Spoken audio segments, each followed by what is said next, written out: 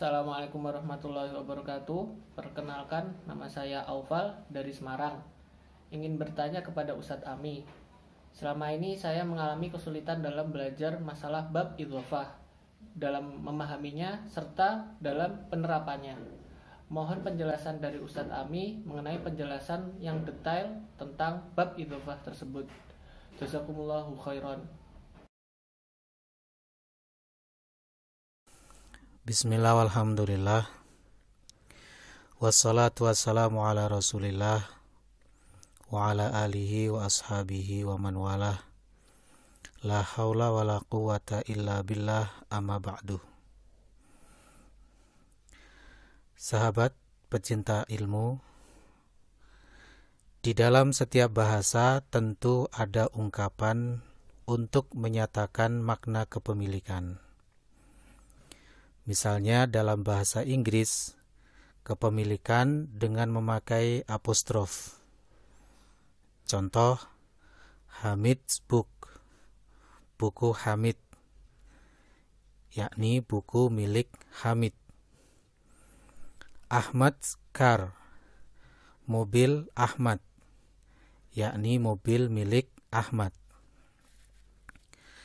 Dalam bahasa Arab, bentuk ungkapan untuk menyatakan makna kepemilikan adalah dengan menggunakan uslub atau konsep idhofah. Jadi, jika kita ingin mengungkapkan makna kepemilikan dalam bahasa Arab seperti dua contoh di atas, kita terapkan konsep idhofah.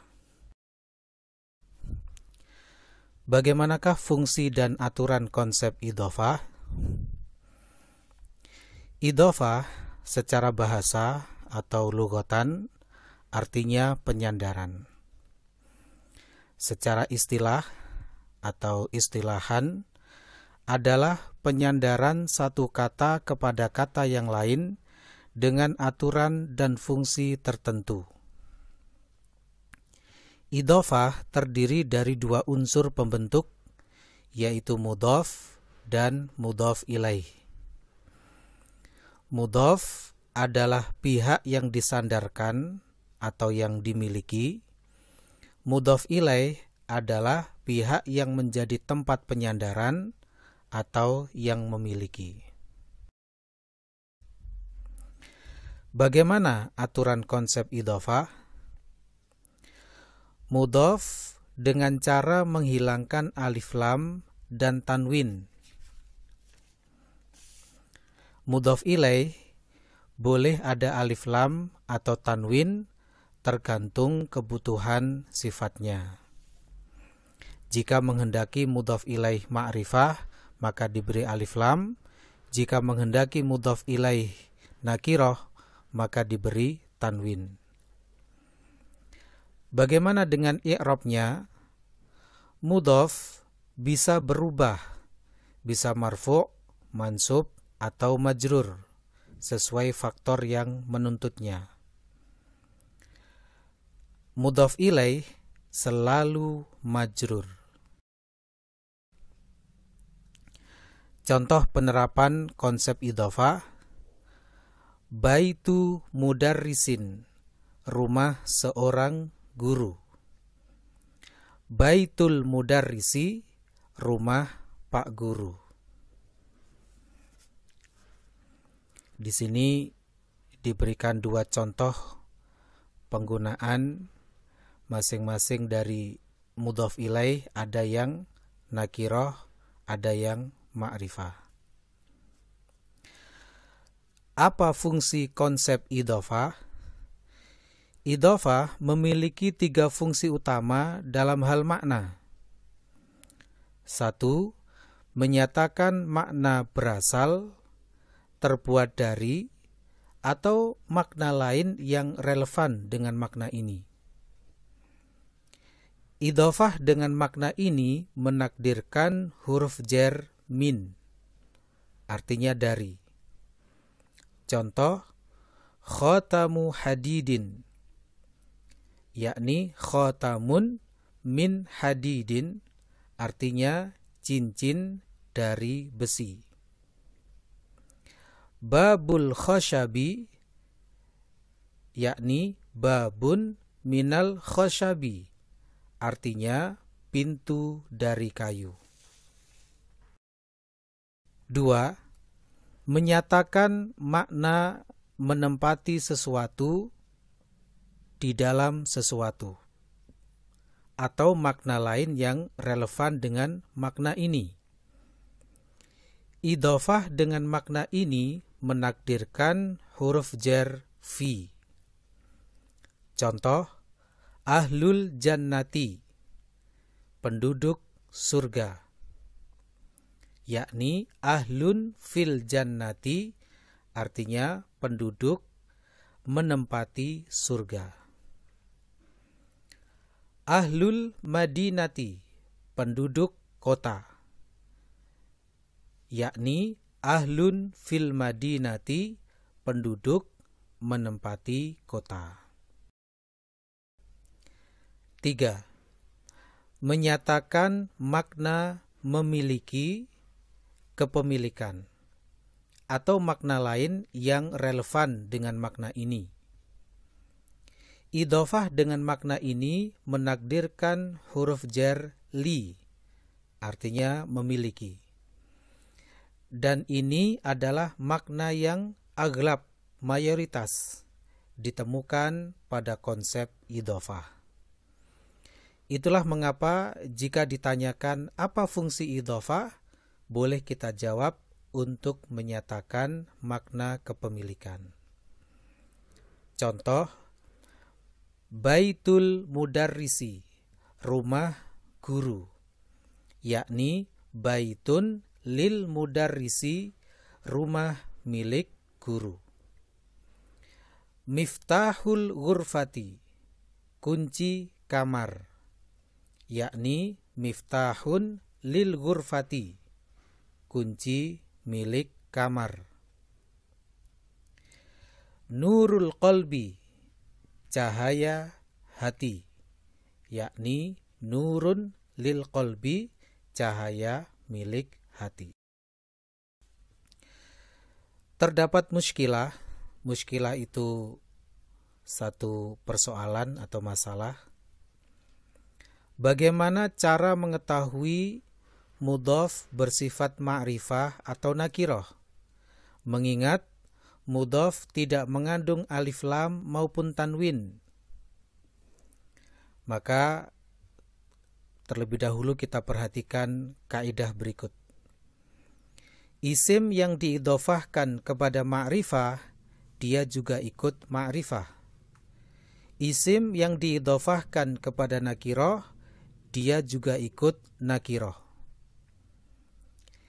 Ini berarti cara untuk menentukan mudhof itu ma'rifah atau nakiroh adalah dengan melihat kesesuaian sifatnya dengan mudhof ilaih.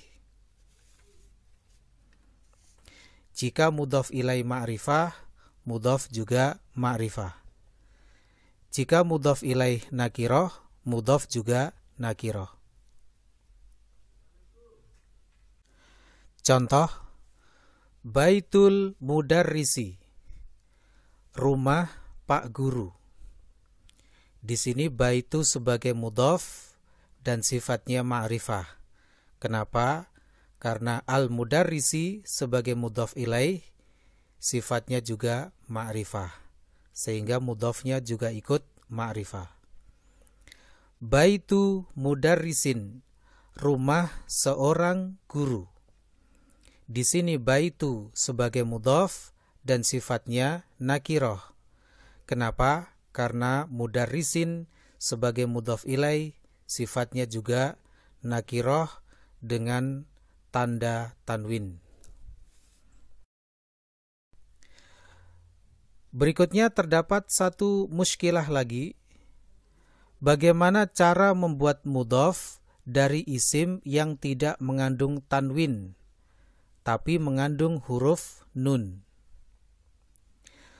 Mudhof yang datang dari isim yang mengandung alif lam dan tanwin, dibuang alif lam dan tanwinnya. Sedangkan mudhof yang datang dari isim yang mengandung alif lam dan nun, dibuang alif lam dan nunnya. Isim yang mengandung huruf nun adalah isim mutsanna dan jamak mudzakkar salim. Kedua isim ini jika menjadi mudhof dibuang nun dan alif lamnya. Atau lebih sederhananya dibuang huruf nunnya. Contoh, dari kata al-ibnani dan al-mudarrisu. Al-ibnani artinya dua anak, al-mudarrisu pak guru. Diidhofahkan menjadi ibna al-mudarrisi atau ibnal mudarrisi. Ibna sebagai mudhof dibuang nunnya, al-mudarrisi mudhof ilai majrur. Artinya dua anak guru. Contoh berikutnya, al-banuna dan al-mudarrisu. Al-banuna ini artinya anak-anak, termasuk jamak mudzakkar salim. Sebagian menyatakan ini mulhaq terhadap jamak mudzakkar salim. Jadi bukan jamak mudzakkar salim secara mutlak, tapi mulhaq. Ada huruf nun di belakangnya. Al-mudarrisu artinya guru. Dua lafadz ini kita idhofahkan menjadi banu al-mudarrisi atau banul mudarrisi. Banu sebagai mudhof dibuang nunnya, al-mudarrisi mudhof ilai, i'rabnya selalu majrur. Artinya anak-anak guru. Demikian sahabat pintar para pecinta ilmu, penjelasan yang sederhana dari saya tentang konsep idhofah. Mudah-mudahan dengan ini menjadi sebab kita semakin memahami bagaimana aturan terkait dengan konsep idhofah. Wabillahi taufiq wal hidayah, barakallahu fikum. Alhamdulillah, penjelasan bab idhofah dari Ustadz Ami sangat jelas. Saya sudah paham sekarang. Barakallahu fikum. Wassalamualaikum warahmatullahi wabarakatuh. Silahkan like dan share video ini jika dirasa bermanfaat dan jangan lupa subscribe bagi yang belum subscribe. Nyalakan juga lonceng notifikasinya agar tidak ketinggalan video-video dari kami berikutnya. Sampai jumpa di video selanjutnya. Terima kasih. Jazakumullahu khairan.